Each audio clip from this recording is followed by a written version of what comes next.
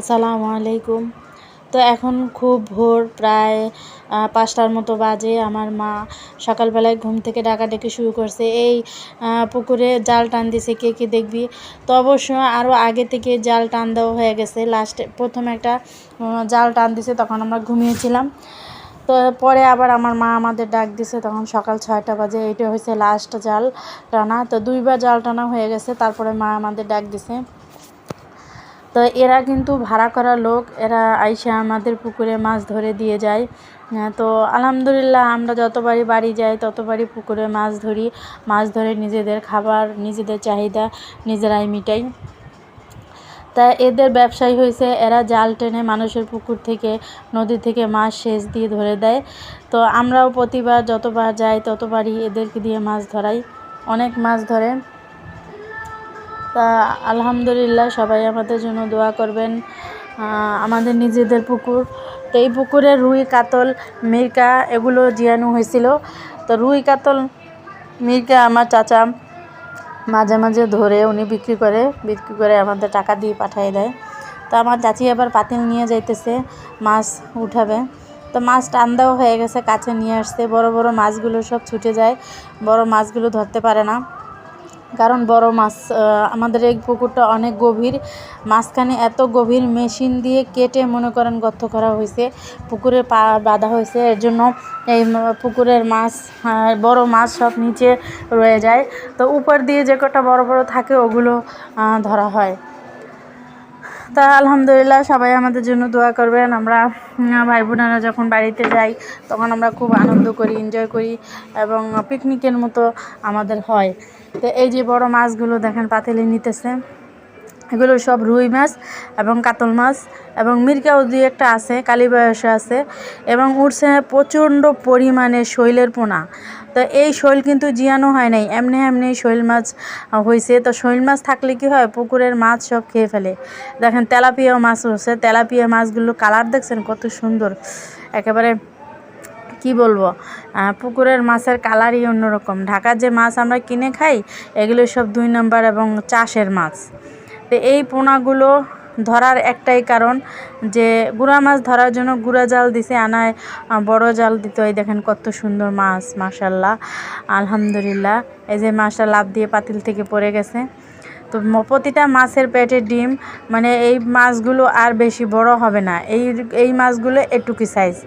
আর বড় যেগুলো ওগুলো পুকুরের নিচে নেমে গেছে, কত গর্ততে ঢুকে গেছে, ওগুলো বের হবে যখন কি পুকুর মেশিন দিয়ে পানি হিঁচে টান, পুকুর শুকানো হবে, তখন এই মাছগুলো ধরা পড়বে।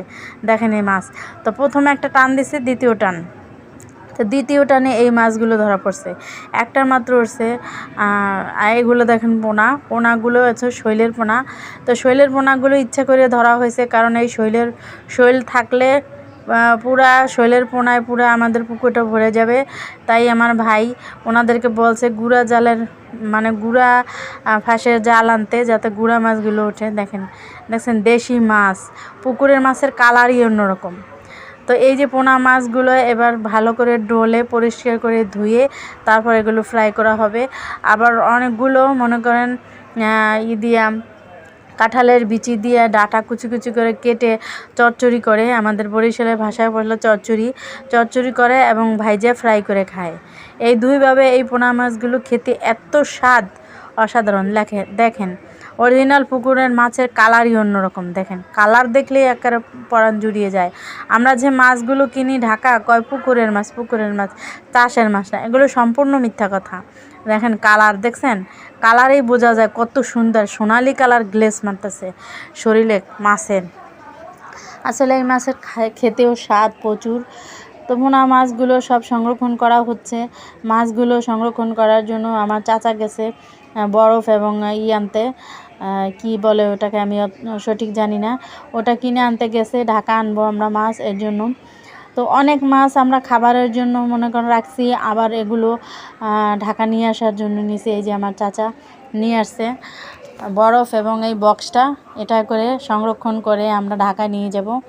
তো এই জন্য আমার এই মামা উনি আবার আমরা দেশে গেলে পরে প্রতিবারই আমাদের বাড়িতে আসে আমাদের হেল্প করার জন্য। তো আমার মামাই এগুলো সব কিভাবে কি করা লাগে সে একটা একটা করে প্রথম বরফ দিছে, বরফ দিয়ে এক সাইজে মাছ সব বিছিয়ে বিছিয়ে রাখবে। মাছগুলো কিন্তু টাটকা, যা বরফটা আনতে যতটুকু সময় লাগছে এর মধ্যে মাছগুলো যা মরছে। তো এইভাবে সারি সারি করে পাতাইয়া উপরে আবার বরফ দেবে। এটা কিন্তু কালী বয়স, কালারই বোঝা যাচ্ছে এটা কালী বয়স, দেখছেন? এভাবে মাছগুলো সাজানো হবে, তারপর আবার বরফ দেওয়া হবে। তো বরফ দিয়ে ঢেকে, এই যে বরফ দিয়ে ঢেকে এবার আবার আর একটা সাইড দেওয়া হবে। এভাবে সাজাইয়া সাজাইয়া মনে করেন মাছগুলো প্যাকেট করা হচ্ছে ঢাকা সংরক্ষণ করে আনার জন্য। আমরা প্রতিবারই ঢাকা আনি, কারণ গ্রামের পুকুরের মাছ খাবার স্বাদই অন্যরকম, যা মুখে লেগে থাকে এবং অসাধারণ ঘ্রাণ। মানে মাছটা ভাজা দিলে যে এত সুন্দর একটা ঘ্রাণ বের হয়। আমার মা আবার এগুলো খুব সুন্দর সুন্দর করে রান্না করতে পারে। আমার মায়ের হাতের রান্না। এই যে শিং মাছগুলো কিন্তু উঠছে, শিং মাছগুলো ধুয়ে পরিষ্কার করে বরফ দিয়ে আমরা ঢাকা নিয়ে আসতেছি, এবং পোনা মাছগুলো অনেকগুলো আমরা ঢাকা নিয়ে আসব। এই যে পোনা মাছগুলো ধুয়ে পরিষ্কার করে সুন্দর পলিথি করে উপরে বিছাই দিয়ে আবার বরফ দেওয়া হবে। এভাবে সংরক্ষণ করে আমরা ঢাকা নিয়ে আসি। তো এবার না, শুধু প্রতিবারই আমরা এরকম গ্রাম থেকে শহরের মাছ আনি। এটা কিন্তু কেনা মাছ না, কিছু না, আপনারা তো নিজে চোখে দেখলেন। তো অবশ্যই কমেন্ট করে জানাবেন কেমন লাগলো আমাদের ভিডিওগুলো।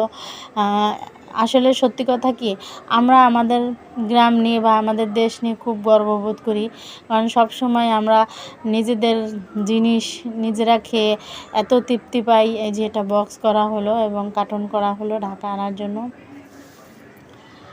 তো সবাই আমাদের জন্য দোয়া করবেন, আমার পেজে একটা লাইক লাভ দেবেন, ফলো দিয়ে যাবেন। যারা নতুন আছেন তারা।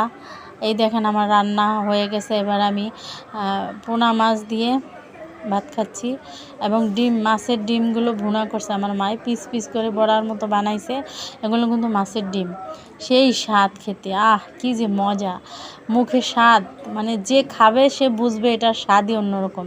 এগুলো কিন্তু পোলা মাছ, এই যে ফ্রাই করা হয়েছে, ধুয়ে পরিষ্কার করে সুন্দর মাছ পরিষ্কার করা হচ্ছে। এত মজা এবং এত স্বাদ, মানে না খেলে বুঝবেন না। যারা অবশ্য বরিশালে যারা পোনা মাছ পছন্দ করে তারা অবশ্য বুঝবে। আমি খুবই পছন্দ করি, খুব খুব পছন্দ করি, এক কথা বলতে অনেক পছন্দ করি। এবার খাবার পড়া, এবার সবাই পুরুষেরা বসে গেছে খাবারের জন্য। এটা আমার ভাই, এটা আমার মামা, এই পাশে আমার চাচা। এই যে মাছগুলো ফ্রাই করা হয়েছে, এবার সবাইকে দিয়ে দিতেছে। তো তারাও খেয়ে খুব তৃপ্তি। এখন কিন্তু সকালে নাস্তা খাইতেছে। সকালে নাস্তা খাওয়ার আগেই মাছগুলো সব ধরে সংরক্ষণ করা হয়েছে, ডিম ভাজছে মা, আবার আমার চাচি এগুলো রান্না করছে। আমি অবশ্য রান্নার ধারে যাইনি। আল্লাহ হাফেজ, ভালো থাকবেন সবাই।